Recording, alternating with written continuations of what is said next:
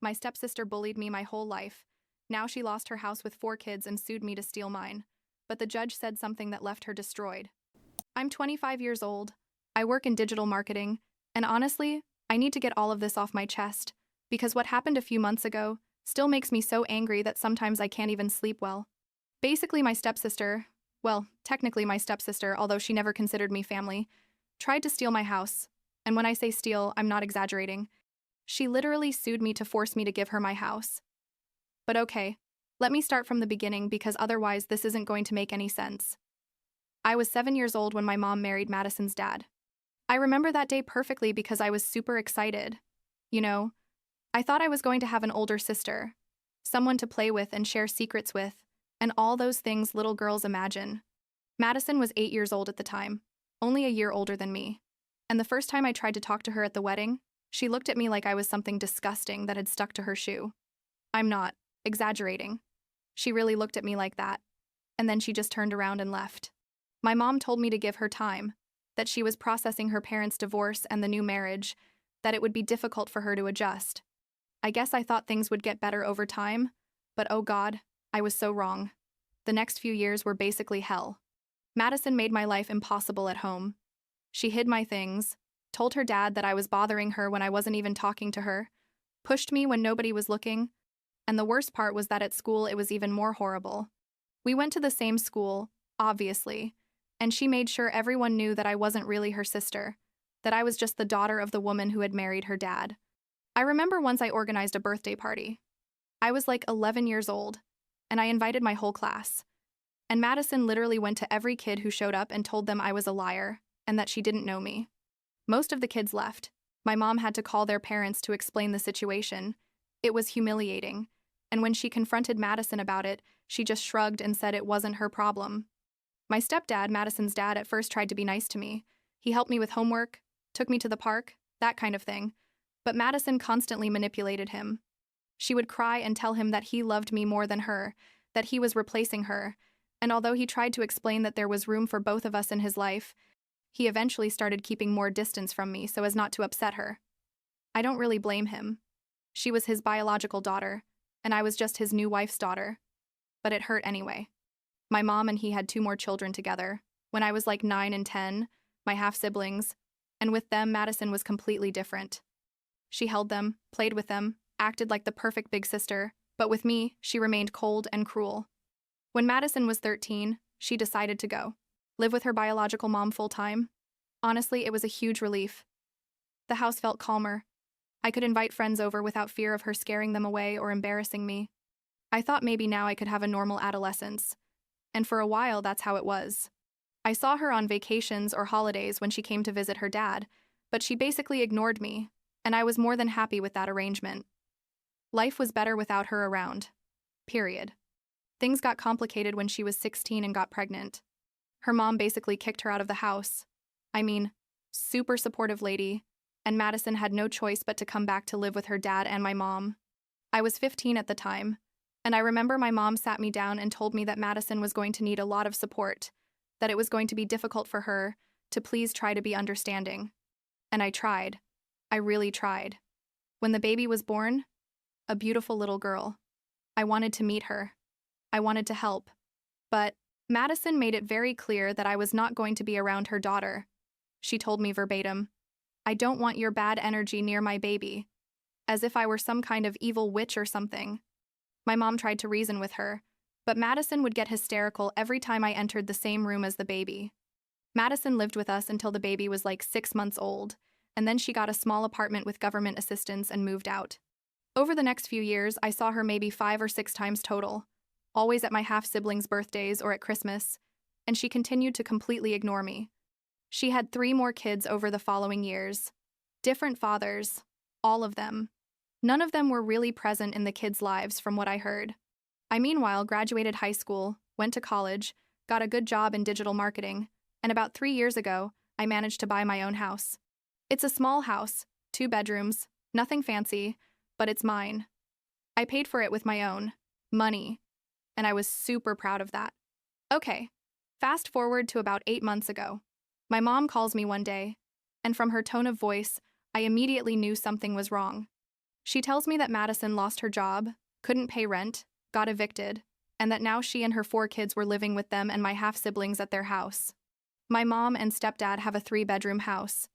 So with Madison and 4 extra kids, plus my 2 half-siblings who still live there because they're teenagers, the house was completely packed. My mom sounded exhausted. She told me that Madison's kids were sleeping in the living room on air mattresses, that Madison was sleeping in my half-siblings' room with them, that it was total chaos. I felt sorry about the situation, especially for the kids who weren't to blame for anything. But honestly, I didn't know what my mom expected me to do about it. She asked me how things were with me, if work was going well, that kind of thing. And I told her everything was fine, that I was happy in my house. There was an awkward silence, and then my mom dropped the bomb. She asked me if Madison and the kids could stay with me for a while she looked for work and got another place. I literally froze with the phone in my hand. Like, is she seriously asking me this? I told her no, that I was sorry, but no, and my mom started with the speech about how we're family, that Madison is going through a hard time, that the kids need stability. I reminded my mom, maybe more aggressively than necessary, but I was upset that Madison never considered me family, that she bullied me for years, that she didn't even talk to me, and that now that she needed something suddenly, I should act like the sister she never was to me. My mom got defensive, said that was years ago, that Madison had matured, that she had 4 kids to take care of. I told her I understood the situation was difficult, but that my house was my space, that I had worked very hard to get it, and that I wasn't going to give up my peace of mind and privacy. My mom got upset, told me I was selfish, and hung up. I thought that was the end of the conversation, but oh no. 2 days later, Madison called me directly. I hadn't spoken to her in literally years. I didn't even have her number saved in my phone, and suddenly she's calling me like we were lifelong friends. She started super sweet, asking how I was, saying she'd heard I had my own house, congratulating me. I knew exactly where this was going, but I let her talk. Eventually, she got to the point, told me she really needed a place to stay with her kids, that her dad's house was too crowded, that the kids were suffering. I told her the same thing I'd told my mom, that I was sorry but I couldn't help. And that's when she completely changed her tone. She told me I had 2 bedrooms and that I lived alone, that it was ridiculous that I wouldn't share my space when she had 4 kids. I explained to her that 1 bedroom was my office, because I work from home, and that besides it was my house, that I decided who lived there. She started getting angry, saying that I had always been selfish, that I had never cared about family, that she would have done the same for me if positions were reversed. I laughed in her face. On the phone, and told her that was completely false, that she wouldn't even let me be near her kids when we were younger. She got furious and told me I didn't understand what it was like to be a mother, that my priorities were superficial. Here's where things got really crazy. Madison told me that I should move out temporarily and let her and the kids have the house. Yes, you read that right. She told me that I should leave my own house so that she could stay there. I told her she was completely crazy if she thought that was going to happen. She screamed at me that it was my family responsibility to help her, that her dad and my mom had given me a roof for years, and now it was my turn to return the favor. I reminded her that that roof was because my mom and her dad were my parents, and that's how normal families work, that they didn't do me a favor, they were fulfilling their responsibility as parents. I hung up the phone because I couldn't take that conversation anymore. For the next 2 weeks, my mom and stepdad called me constantly, asking me to reconsider, to at least let Madison and the kids stay in my living room or something. I told them no. That my answer was no, and it was going to keep being no matter how many times they asked. My stepdad told me he was disappointed in me, that he had hoped I would be more compassionate.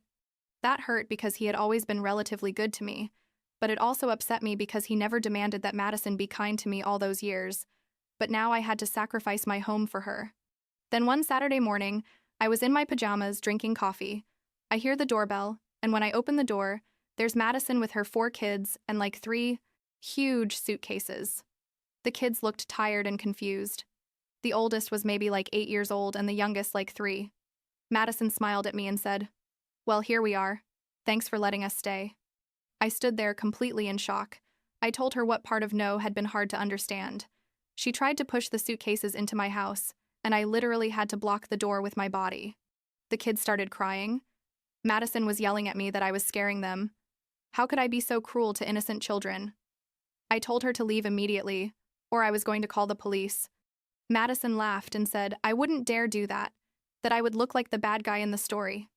I took out my phone and dialed 911 right there in front of her. That scared her enough to grab her kids and the suitcases and leave my property, but before leaving, she yelled at me that this wasn't over, that I was going to pay for this. I closed the door and started shaking. I couldn't believe what had just happened. I called my mom to tell her, and she yelled at me. How could I have threatened to call the police? That Madison was just desperate. I told her that Madison had come without my permission and tried to force her way into my house, and that I had every right to protect my property. My mom said I had crossed a line and hung up. The following weeks were a nightmare. Madison started contacting uncles, cousins, grandparents, basically all the extended family, telling them her version of the story, where I was a horrible person who was leaving her and her kids on the street when I had plenty of space. My phone wouldn't stop ringing with relatives calling me to tell me how disappointed they were. How could I be so insensitive? That family helps each other. I tried to explain the whole story to them, but most didn't want to listen. Madison had already convinced them that I was the villain. Some cousins who knew me well and knew how Madison had treated me, supported me, told me I was doing the right thing, that it was my house and my decision. But they were the minority. Most of the family had completely canceled me, uninvited me from family gatherings, stopped following me on social media, that kind of thing. Honestly, it hurt, I'm not going to lie, but it also made me feel more confident about my decision. If they abandoned me that easily without listening to my side of the story, then maybe those relationships weren't worth maintaining anyway. I thought eventually things would calm down, that Madison would find another place or at least stop bothering me. But oh no, this woman took things to a completely new level. Like a month after all that drama, I receive a certified package. It was a legal notice. Madison was suing me. When I say I almost had a heart attack right there, I'm not exaggerating. My hands were shaking so much I could barely open the envelope. I read the documents, and basically Madison was arguing that since we were family and I had extra space in my house, I was legally required to provide housing for her and her kids during her housing crisis.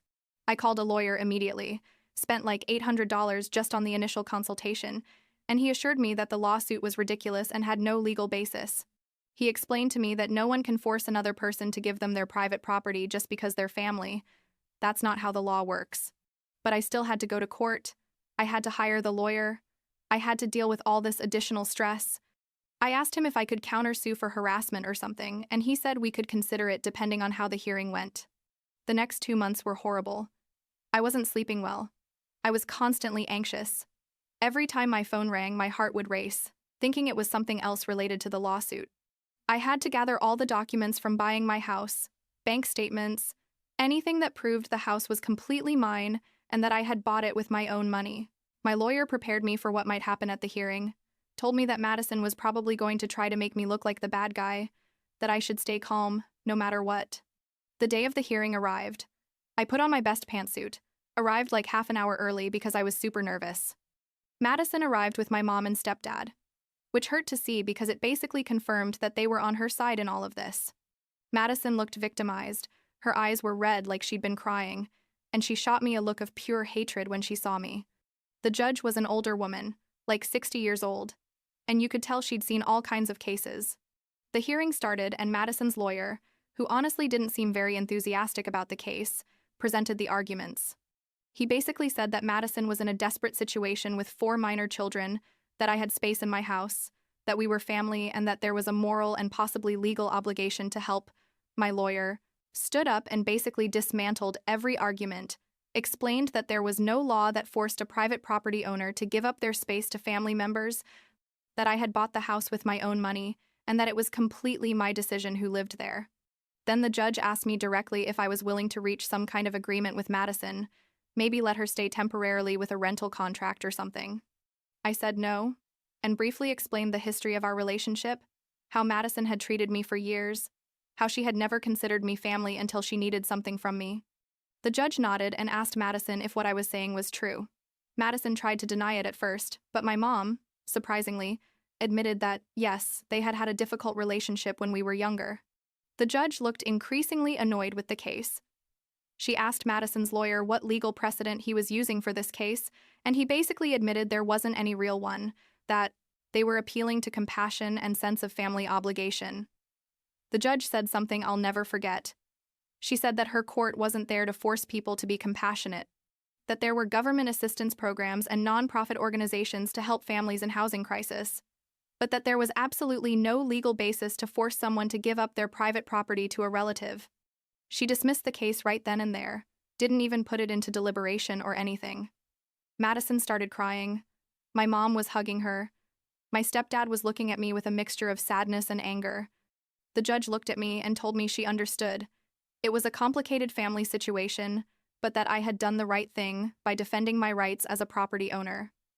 She thanked my lawyer and ended the hearing. I left there feeling relieved, but also completely emotionally exhausted. Madison tried to confront me in the parking lot, but my lawyer had told me not to interact with her at all. So I just got in my car and left. My mom sent me a message that night saying she was very disappointed in me, that Madison was devastated, and that I had destroyed any possibility of having a normal family relationship. I responded that Madison had destroyed that possibility years ago when she decided to treat me like trash, and that I had no obligation to sacrifice my life for someone who never respected or loved me. It's been like 4 months since the hearing, and I haven't heard anything from Madison. From what I heard through some cousins who still talk to me, she finally got into a government-subsidized housing program and has a small apartment for her and the kids. My mom and I talk occasionally, but the relationship is very strained. She still thinks I should have helped. My stepdad hasn't spoken to me directly again. My half-siblings sent me messages supporting me privately, said they understood my position although they couldn't say it openly at home. Do I feel guilty sometimes? I guess a little bit, especially when I think about the kids. But at the same time, I know it wasn't my responsibility to solve Madison's problems. She made decisions in her life that led her to that situation. And I didn't have to sacrifice my peace of mind, my privacy, and my home for someone who never treated me like family. Last week, I was sitting in my living room, in my house, drinking wine and watching Netflix, and I thought about how if I had given in to the pressure, I would now be sharing my space with someone who hates me and 4 kids, in a space that's not enough for everyone, and I felt good about my decision. Finally. I don't know if my family will ever understand my point of view, but at least I can sleep peacefully knowing I defended what was mine and didn't let myself be manipulated again.